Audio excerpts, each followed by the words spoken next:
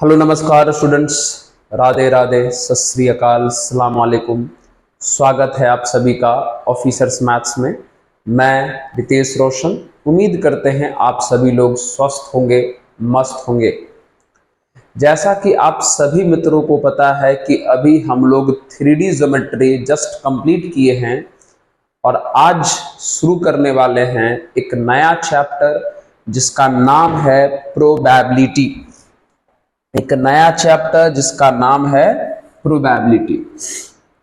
आप इससे पहले भी पढ़ चुके होंगे कई बार प्रोबेबिलिटी, ठीक है। प्रोबेबिलिटी इसे हम लोग हिंदी में प्रायिकता कहते हैं। ये हमारा आज का नया चैप्टर है जो शुरू होने जा रहा है, प्रोबेबिलिटी, ठीक है। बहुत ही इंटरेस्टिंग चैप्टर होता है ये, है ना। बस आपको कुछ बेसिक बातों का पता होना चाहिए, ज्ञान होना चाहिए। तो क्या है प्रोबेबिलिटी, प्रायिकता, ये चीजें हम लोग बाद में पढ़ेंगे। सबसे पहले इनको समझने के लिए जो कुछ बेसिक चीजें हैं उनको समझते हैं। सबसे पहला नाम है random experiment. Random experiment, experiment, यादृच्छिक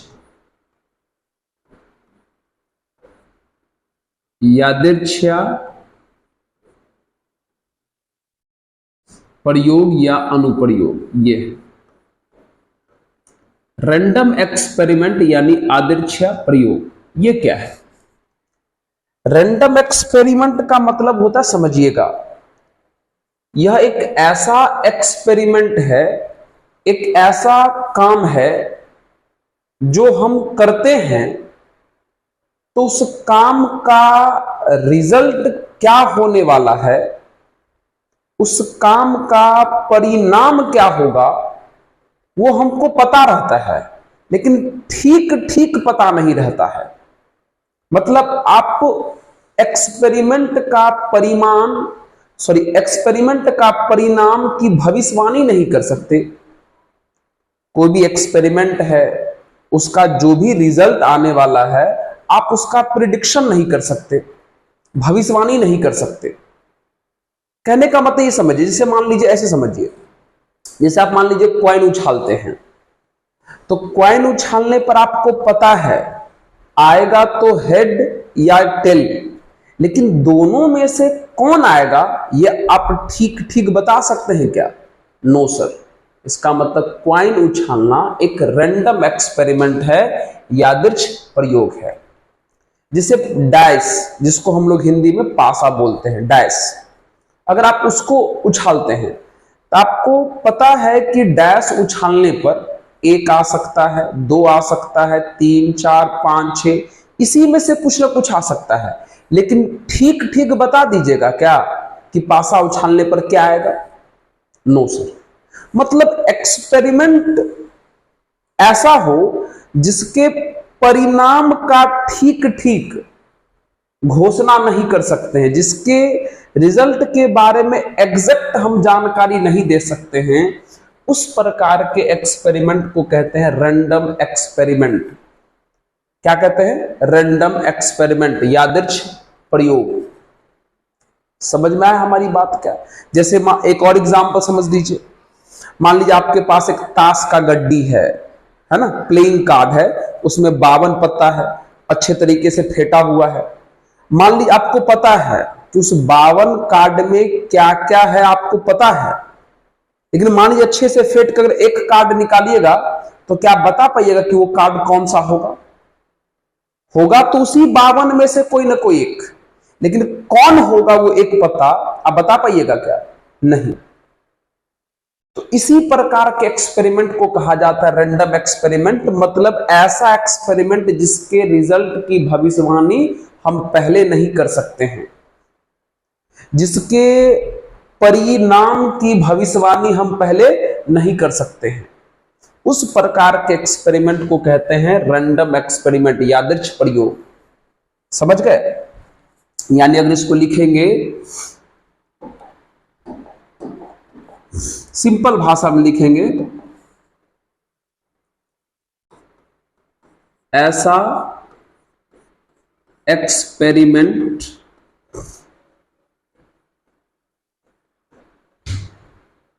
जिसके रिजल्ट यानी परिणाम, रिजल्ट जिसके रिजल्ट की भविष्यवाणी, जिसके रिजल्ट की या जिसके रिजल्ट के बारे में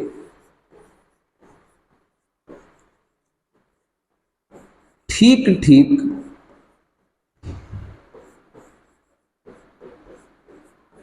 नहीं बता सकते हैं, है ना? ये है मतलब ऐसा एक्सपेरिमेंट जिसके रिजल्ट के बारे में ठीक ठीक नहीं बता सकते हैं, उस तरह के एक्सपेरिमेंट को हम लोग रैंडम एक्सपेरिमेंट यानी यादृच्छिक प्रयोग कहते हैं। जैसे टॉस अ क्वाइन, हिंदी में सिक्का उछालना, रैंडम एक्सपेरिमेंट है।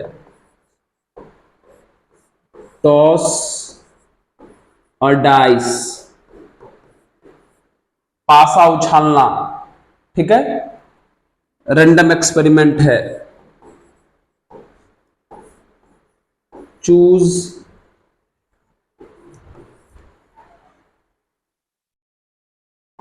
या, ठीक है, चूज इसको ऐसे लिख दो, select a card from pack of 52 cards, मतलब 52 कार्ड के पैक में से एक कार्ड का सिलेक्ट करना, वो क्या होगा उसके बारे में भी आप ठीक ठीक बता नहीं सकते हैं। तो कुछ एग्जाम्पल दिए हैं, बस यही तीनों को रैंडम एक्सपेरिमेंट बोलते, ये बात नहीं है। और बहुत सारे एक्सपेरिमेंट हैं, अनगिनत एक्सपेरिमेंट है जो रैंडम एक्सपेरिमेंट है। बस हम आपको कुछ एग्जाम्पल दे दिए हैं। बस आपको इतना याद रखना है कि रैंडम एक्सपेरिमेंट का मतलब हुआ एक ऐसा एक्सपेरिमेंट जिसके रिजल्ट की घोषणा पहले नहीं कर सकते हैं। पता होता है कि किसमें से आने वाला है, पता होता है कि इसी में से कुछ ना कुछ आएगा, लेकिन इसमें से कौन आएगा वो नहीं बता सकते हैं। उसी प्रकार के एक्सपेरिमेंट को क्या कहते हैं? Random experiment. क्या कहते हैं? Random experiment. समझ गए? चलिए अब अगली कहानी आता है, नोट कर जल्दी से इसको पॉज कर। नेक्स्ट पॉइंट है, अब इसके बाद जो अगला पॉइंट है उसका नाम है सैंपल स्पेस। सैंपल स्पेस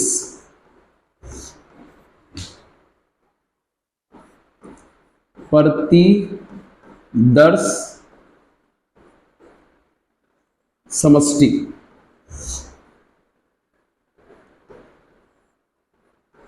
प्रतिदर्श समष्टि ये क्या होता है समझिए। इसका मतलब क्या होता है? सेट ऑफ all possible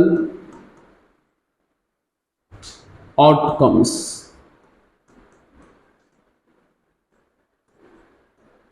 ठीक है।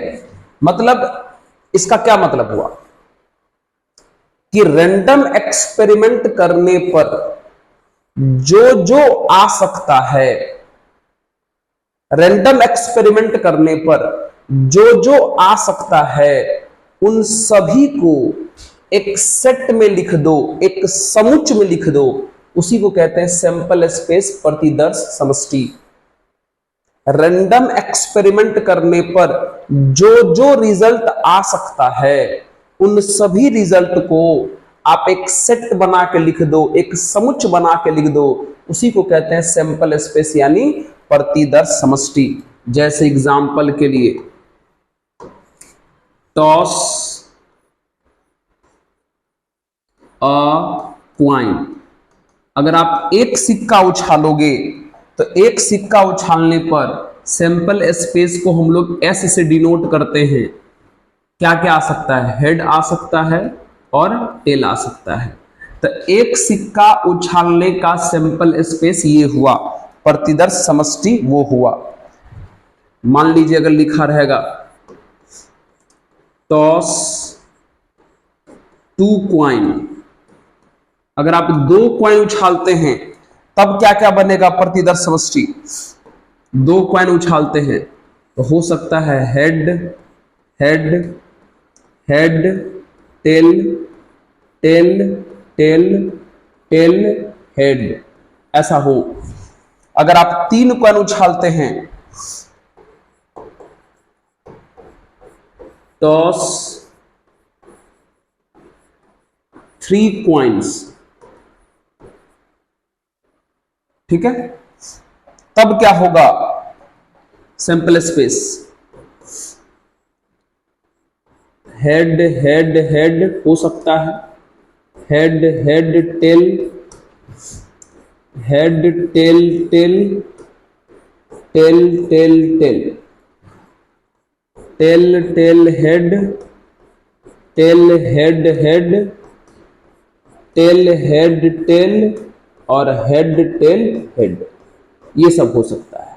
तो समझे कि एक्सपेरिमेंट करने पर जो भी रिजल्ट आने की संभावना है उन सभी रिजल्ट को एक सेट बना के लिख दीजिए, एक समुच्च बना के लिख दीजिए, उसी को कहते हैं सैंपल स्पेस। अब बताइए, पूछेगा कि इस सैंपल स्पेस में कितने लोग हैं, कितने नंबर हैं? तो number of element in sample space, sample space में अवयवों की संख्या, प्रतिदर्श समष्टि में अवयवों की संख्या कितना है? 2। मित्र हिंदी वाले समझ रहे हो ना? इसका मतलब हुआ S में एलिमेंट का नंबर यानी S में अवयवों की संख्या कितना है? 2। इसमें कितने हैं जी? 4। तो 4 कैसे आया होगा पता है? यहां कितने कॉइन उछले हैं? 2 कॉइन। तो 2 कॉइन उछले हैं मतलब 2 इंटू 2 करने पर 4 आया होगा, क्योंकि एक कॉइन का 2 होता है, तो 2 कॉइन उछाले हैं तो 2 इंटू 2 करके निकालना है। यहां कितना होगा? नंबर ऑफ एलिमेंट, कितना कॉइन उछाले हैं? 3। तो एक पहला कॉइन का 2, दूसरा कॉइन का भी 2 और तीसरा कॉइन का भी 2, कितना हो जाएगा? 8। इस तरीके से निकालिएगा, जोड़िएगा मत, मल्टीप्लाई कीजिएगा। जितना कॉइन उछालना है उतनी बार मल्टीप्लाई करना है। एक कॉइन उछाले तो 2 आ गया, 2 कॉइन उछाले तो 2 इंटू 2 आया, 3 कॉइन उछाले तो 2 इंटू 2 इंटू 2 आया, 4 कॉइन उछालते तो 2 इंटू 2 इंटू 2 इंटू 2 करके आता नंबर सैंपल स्पेस का। समझे? और भी एग्जाम्पल देते हैं, चिंता मत, जल्दी से चिंता मत कीजिए। जैसे मान लीजिए ये वाला एग्जाम्पल ले लीजिए, ठीक है? ये देखिए,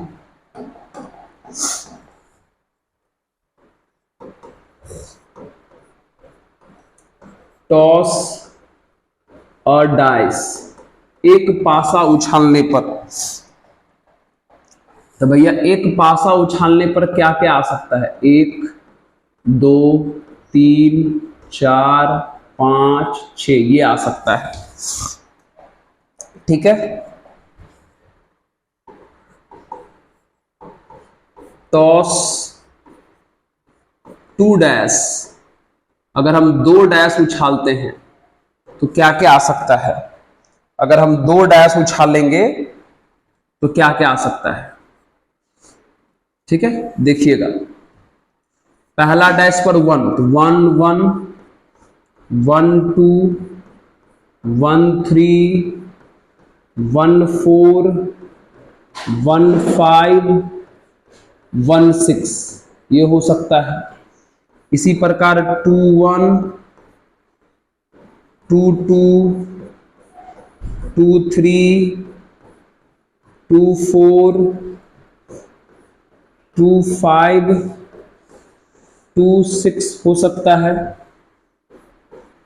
इसी प्रकार 3 1 3 2 3 3 3 4 3 5 और 3 6 हो सकता है। इसी प्रकार 4 1 4 2 4 3 4 4 4 5 4 6 हो सकता है। और इसी प्रकार 5 1 5 2 5 3 5 4 एक सेकंड, अरे भाई कैसा बात, चलिए 5 3 5 4 5 5 5 6 ये हो सकता है। 6 1 6 2 6 3 6 4 6 5 और 6 6 हो सकता है। तो जब आप 2 डैश को थ्रो करोगे तो ये सब केस बन सकता है। ठीक है, चलिए अब इसका नंबर देख लीजिए।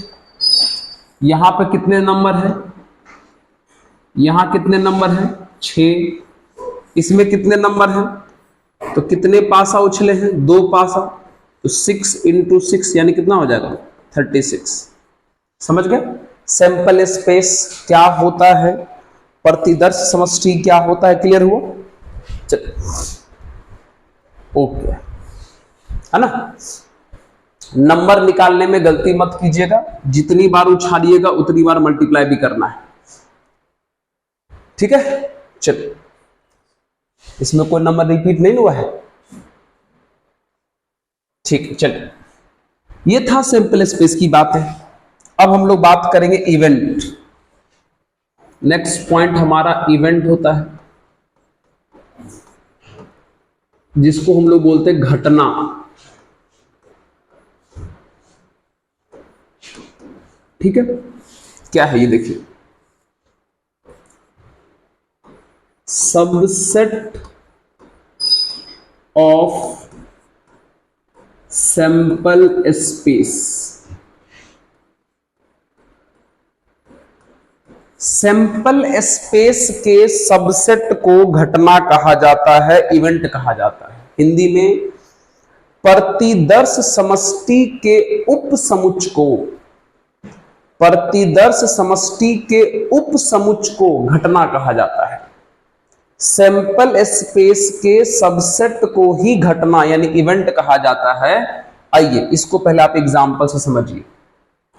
मान लीजिए आपने एक डैश उछाला, क्या उछाला, एक डैश उछाला, तो डैश उछालने पर सैंपल स्पेस क्या हो सकता है, 1 2 3 4 5 6 हो सकता है। और मान लीजिए आपके किसी मित्र ने इसको देखकर 2 इवेंट यानी घटना लिखने की कोशिश किया। चलो एगो E1 मान लेते हैं, लिखा 1 2 3 5 लिखा। और एक स्टूडेंट ने, आपके एक मित्र ने E2 बराबर लिखा 2 4 6 8 10। अब आपको डिसाइड करना है कि इन दोनों इवेंट में से कौन सा इवेंट इसके लिए सही है। तो अभी हम क्या बोले थे, इवेंट का मतलब होता है सैंपल स्पेस का सबसेट, सैंपल स्पेस का उपसमुच्चय। तो देखो तो क्या इस इवेंट में जो भी है एलिमेंट इससे मैच कर रहा है क्या, यस सर। इसका मतलब इसे हम लोग कहेंगे event of S. Event of S मतलब एस का इसे हम लोग आराम से कह देंगे एस का इवेंट, एस का घटना, क्योंकि इसमें जो भी चीज है वो इससे मैच कर रहा है। लेकिन इसमें देखो तो, इसमें जो भी चीज है वो क्या इससे मैच कर रहा है? नो सर, इसका बोलेंगे not a event of S. मतलब ये जो है इवेंट वो इसके लिए नहीं है, हो सकता है किसी और के लिए होगा, लेकिन इस सैंपल स्पेस के लिए इवेंट नहीं हो सकता, क्योंकि इसमें जो भी एलिमेंट है वो सभी के सभी इससे मैच नहीं कर रहे हैं। ये वाला इसका इवेंट हो सकता है, क्योंकि इसमें जो भी एलिमेंट है वो इससे मैच कर रहा है। इवेंट का मतलब समझ में आ गया? इवेंट का मतलब हुआ कि सैंपल स्पेस का सबसेट, मतलब इवेंट में वही चीज लिखा रहेगा जो सैंपल स्पेस में है। कभी भी सैंपल स्पेस से ज्यादा चीज इवेंट में लिखा हुआ नहीं मिलेगा, और अगर ऐसा है तो वो इवेंट नहीं है। उस सैंपल स्पेस के लिए हम जो अभी सैंपल स्पेस लिखे इसके लिए ये इवेंट नहीं है, किसी और के लिए हो सकता है, लेकिन इस सैंपल स्पेस के लिए ये इवेंट नहीं है। इवेंट का मतलब समझ गए? यस सर, जल्दी से इसको पॉज कीजिए और नोट कीजिए, जल्दी से इसको पॉज कीजिए और नोट कीजिए। चलिए नेक्स्ट बात हम लोग करेंगे। चलिए थर्ड पॉइंट, थर्ड नहीं, जो भी पॉइंट हो नंबरिंग तो कर नहीं रहे। अगला है सिंपल इवेंट, सरल घटना।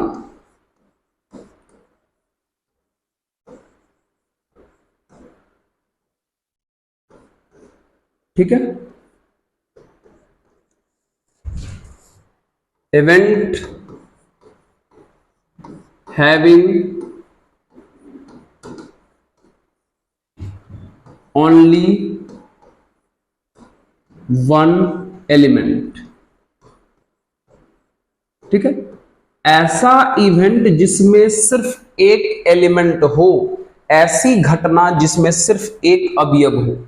जैसे एग्जाम्पल, मान लीजिए एक सैंपल स्पेस है 1 2 3 4 5 6 का, और मान लीजिए हमने एक इवेंट बनाया A, उसमें लिखा 4, एक दूसरा इवेंट बनाया B, उसमें लिखा 6, एक तीसरा इवेंट बनाया C, उसमें लिखा मान लेते हैं 5।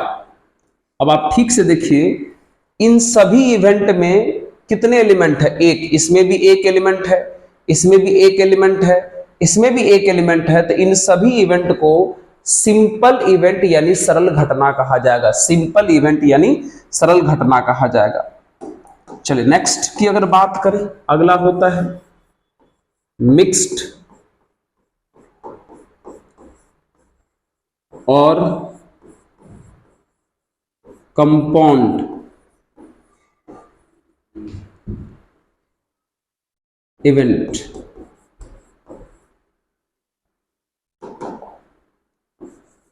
ठीक है, संयुक्त घटना, संयुक्त घटना।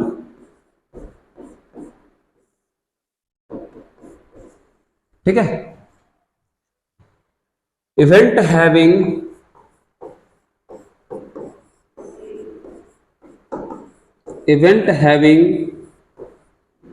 more than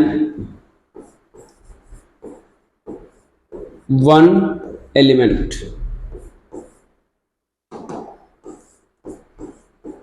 मतलब ऐसा इवेंट जिसमें एक से ज्यादा एलिमेंट हो, एक से ज्यादा, ऐसा घटना, ऐसी घटना जिसमें एक से ज्यादा अवयव हो। जैसे एग्जाम्पल, मान लीजिए हमने एक इवेंट लिखा A बराबर 2 4 6 का, एक दूसरा लिखा मान लीजिए B बराबर 1 3 5 का। ठीक है, देख लीजिए इसमें भी एक से ज्यादा एलिमेंट है, इसमें भी एक से ज्यादा एलिमेंट है। एक से ज्यादा का मतलब ये नहीं हुआ कि 3 ही रहेगा, एक से ज्यादा का मतलब 2 भी रह सकता है, 3 भी रह सकता है, 4 भी रह सकता है, उससे भी अधिक रह सकता है। तो मिक्स्ड इवेंट या कंपाउंड इवेंट का मतलब होता है ऐसा इवेंट जिसमें एक से ज्यादा एलिमेंट हो। चलिए नोट कर लीजिए इसको, हो गया। नेक्स्ट, अब हम लोग बात करेंगे, अब धीरे धीरे थोड़ा हम लोग बेहतरीन की तरफ चल रहे हैं। चलिए अब हम लोग बात करेंगे म्यूचुअली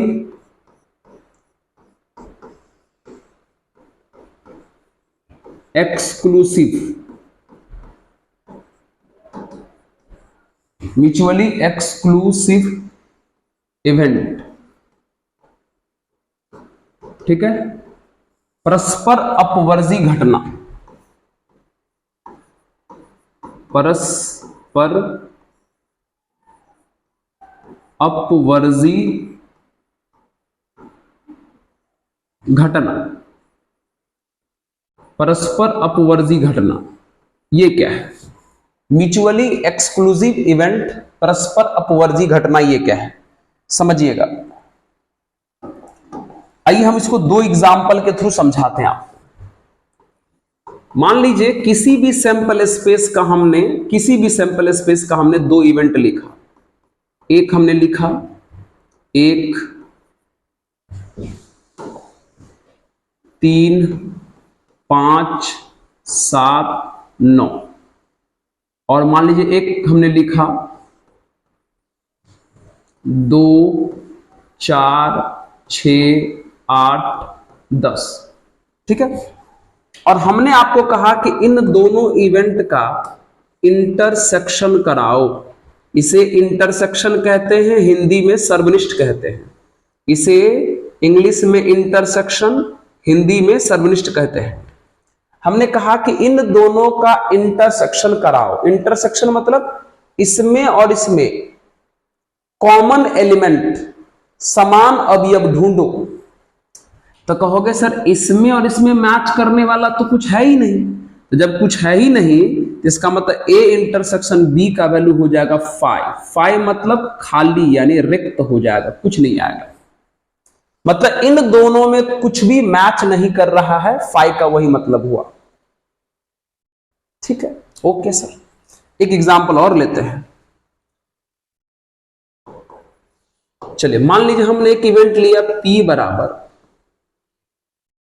1 2 3 4 5 6। एक दूसरा इवेंट हमने लिया Q बराबर 2 4 6 8 10। फिर से हमने कहा कि इस बार इन दोनों का इंटरसेक्शन यानी सर्वनिष्ठ बताओ। मतलब इन दोनों में कॉमन बताओ। तो कहोगे सर 2 मैच कर रहा है, 4 मैच कर रहा है और 6 मैच कर रहा है। मतलब इस बार इंटरसेक्शन कुछ ना कुछ हुआ, इस बार मैच करने वाले कुछ लोग हैं।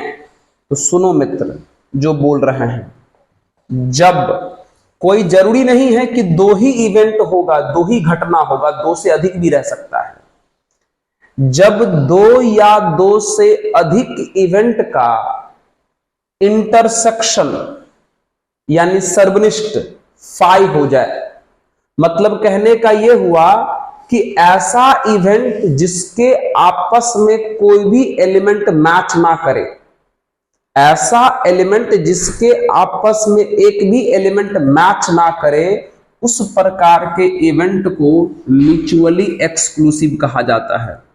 तो therefore A and B are called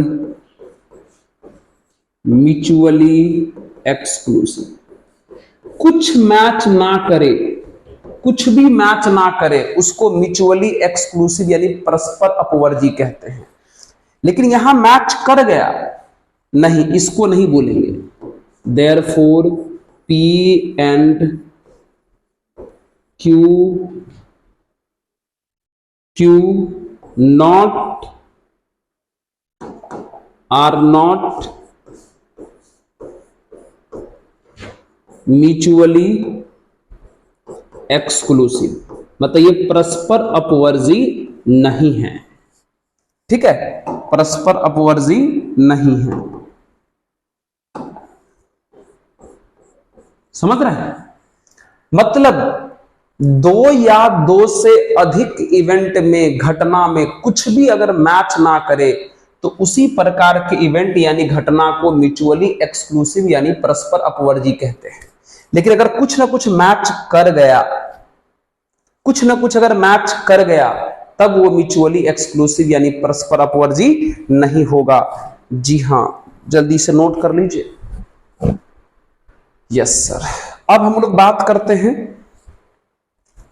ठीक है, नोट जल्दी से कर लीजिए।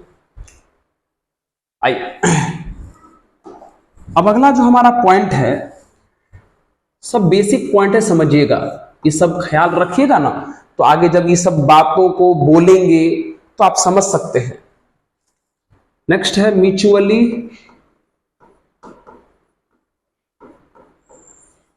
एग्जॉस्टिव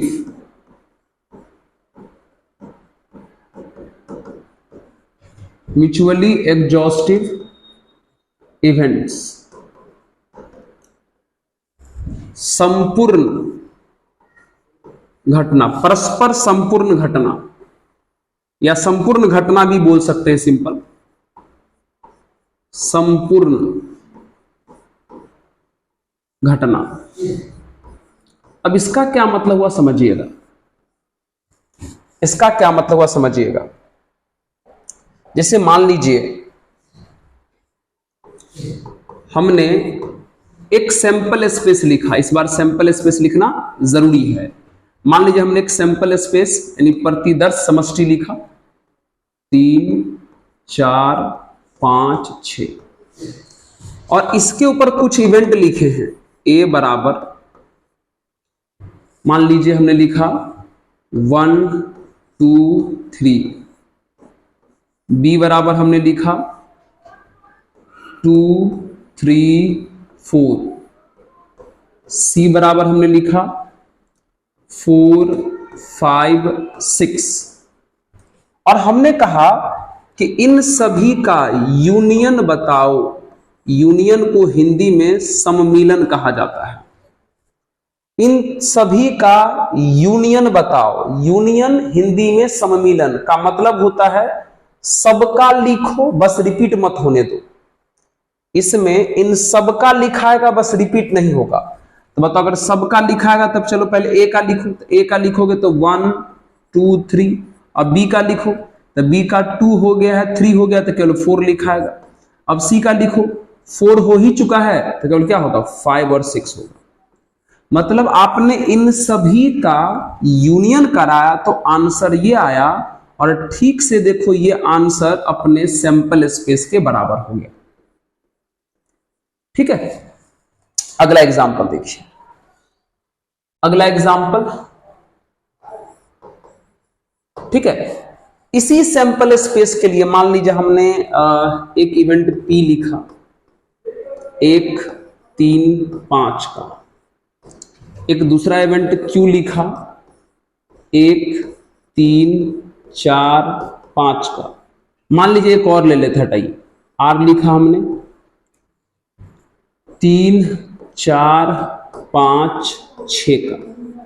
और अगर हम आपको बोलेंगे कि इन सभी का यूनियन बताओ, P union Q union R, तो यूनियन मतलब क्या हुआ, लिखोगे सबका, बस रिपीट नहीं होने दोगे। तो बता, इसका लिख दो 1 3 5 1 3 5।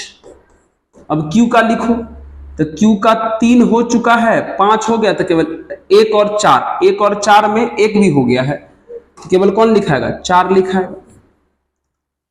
फिर इसका लिखो तो 3 हो गया है, 4 हो गया है, 5 हो गया, तो बस बचा कौन, 6 बचा। ये मतलब इसी को आप सीधा कर क्या लिख सकते हो, 1 3 4 5 6। अब ठीक से बता, जब आपने इन सभी का यूनियन यानी सम्मिलन किया तो ये आंसर आया, और क्या ये आंसर सैंपल स्पेस के बराबर है? तो कहोगे नो सर, सैंपल स्पेस के बराबर नहीं है सर। तो अब सुनिए, जब 2 या 2 से अधिक इवेंट का यूनियन, जब 2 या 2 से सॉरी, जब दो या दो से अधिक इवेंट्स का यूनियन, सम्मिलन अपने सैंपल स्पेस के बराबर हो जाए, उसी प्रकार के इवेंट्स को म्यूचुअली एग्जॉस्टिव कहा जाता है। इसका मतलब therefore A B C are called mutually exhaustive. संपूर्ण घटना मतलब दो या दो से अधिक इवेंट्स का, दो या दो से अधिक घटनाओं का यूनियन यानी सम्मिलन सैंपल स्पेस के बराबर हो जाए, प्रतिदर्श समष्टि के बराबर हो जाए, उसी प्रकार के इवेंट्स को हम म्यूचुअली एग्जॉस्टिव कहते हैं। लेकिन आपने यहां जो इवेंट्स है उसका यूनियन किया तो अपने सैंपल स्पेस के बराबर नहीं हुआ, मतलब ये म्यूचुअली एग्जॉस्टिव नहीं है। तो लिखेंगे कि therefore P Q R not mutually exhaustive, संपूर्ण घटना नहीं है। समझे? म्यूचुअली एग्जॉस्टिव नहीं है, संपूर्ण घटना नहीं है। क्लियर है? हाँ, अगर यूनियन सैंपल स्पेस के बराबर आ जाए तब होगा ऐसी बातें, तब होगा ऐसी बातें। चलिए जल्दी से नोट कर लीजिए। हो गया? चलिए नेक्स्ट, समझ गए ना? अगला हम लोग का इक्वली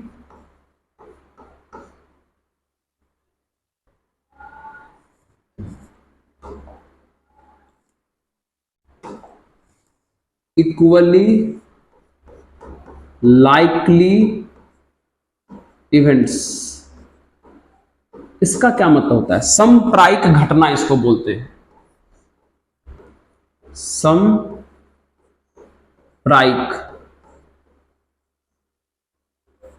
मतलब नाम से ही स्पष्ट है, सम मतलब बराबर, अप्रायिक मतलब प्रायिकता, बराबर प्रायिकता वाले घटना को समप्रायिक घटना कहा जाता है। मतलब ऐसा इवेंट्स जिसका प्रोबेबिलिटी इक्वल हो, इवेंट्स हैविंग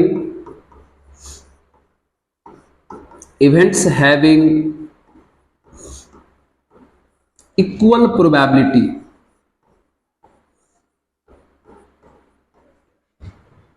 प्रोबेबिलिटी, ठीक है। ऐसा इवेंट जिसका प्रोबेबिलिटी इक्वल हो, ऐसी घटना जिसकी प्रायिकता समान हो, उसको इक्वली लाइकली इवेंट्स यानी समप्रायिक घटना बोलते हैं। जैसे आप एग्जाम्पल समझिए, थोड़ा बहुत तो आप जानते ही हैं प्रायिकता के बारे में भाई। जैसे मान लीजिए आपके पास एक सैंपल स्पेस है, S बराबर 1 2 3 4 5 6। अगर आपसे पूछा जाए कि प्रोबेबिलिटी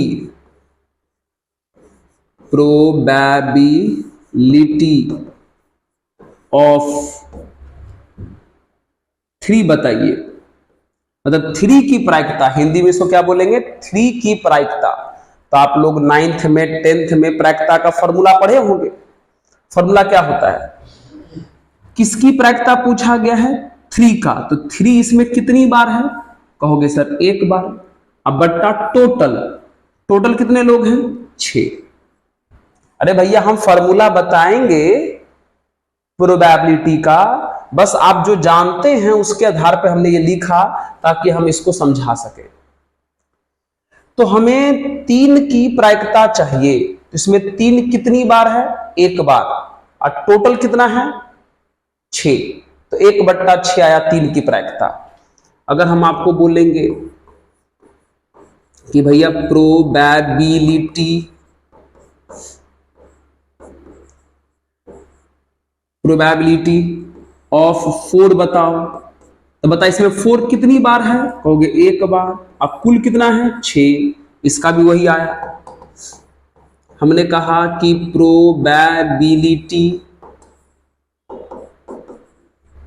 ऑफ 5 बताओ। तो बता इसमें 5 कितनी बार है, 1 बार। कुल कितना है 6। अब सोच के बताइए इन सभी इवेंट्स का प्रोबेबिलिटी सेम है या नहीं, इन सभी घटना का प्रायिकता समान है या नहीं। Yes sir. तो इसी प्रकार के इवेंट्स यानी घटना को इक्वली लाइकली इवेंट्स यानी समप्रायिक घटना बोलते हैं। ऐसी घटना जिसकी प्रायिकता समान हो, ऐसा इवेंट जिसका प्रोबेबिलिटी सेम हो। 3 का भी 1/6 है, 4 का भी 1/6 है, 5 का भी 1/6 है। तो ये सब जो घटना है 3 वाली, 4 वाली, 5 वाली, ये समप्रायिक है। 3 वाला इवेंट, 4 वाला इवेंट और 5 वाला इवेंट इक्वली लाइकली है ना। प्रोबेबिलिटी अगर सेम हुआ तो इक्वली लाइकली इवेंट होगा, समप्रायिक घटना होगा। जल्दी से नोट कर लीजिए इसको। चलिए अब बात करेंगे हम लोग नेक्स्ट, जिसका नाम है complement of events. Complement of event, ठीक है।